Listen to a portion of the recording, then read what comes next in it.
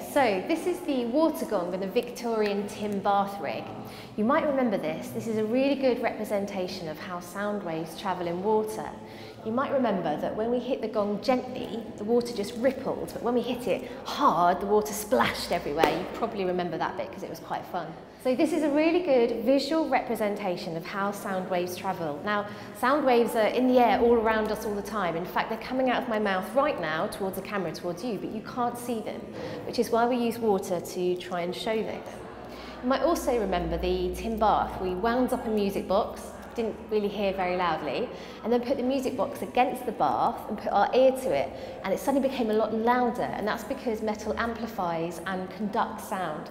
It's really very clever. So next time you're in your bath playing with your little toy ducks, have a play around with the water and with the metal. Try putting your head underwater and tapping the side of the bath, and you might be very surprised by what you hear. But you never knew bath time could be so much fun.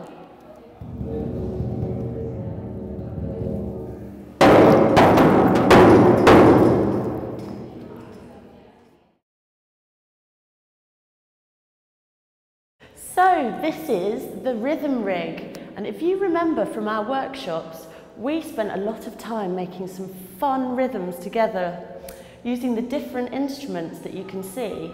We also asked you to name some of those instruments. I wonder if you got them right. We have drums on the ends. We have tambourines, and one on the other end too. We have a metal wind chime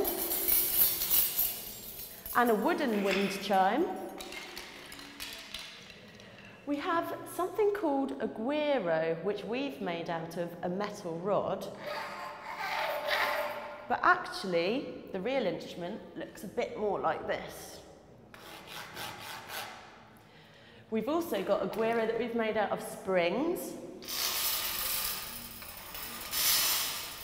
and some clave made out of 2 rolling pins.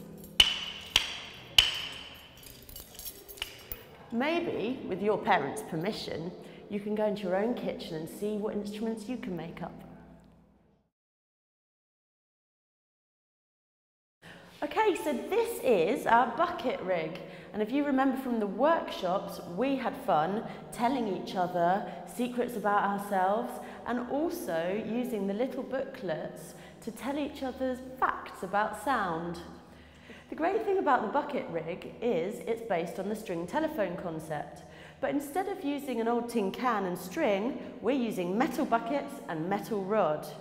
And the fantastic thing about using metal is it's a brilliant conductor of sound waves.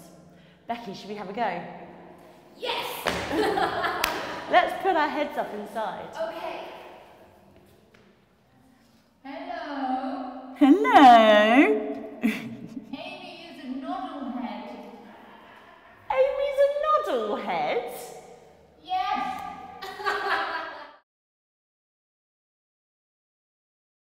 Hello and welcome to the Bells rig.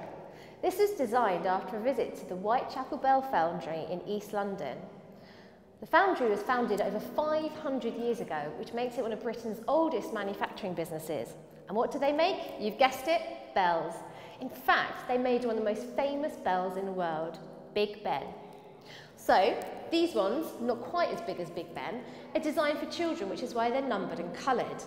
We've drilled holes in them to enable you guys to play them, but you can quite easily just play them with your hands like this. You might remember that we played some tunes on them. This is what they sound like. Happy bell ringing!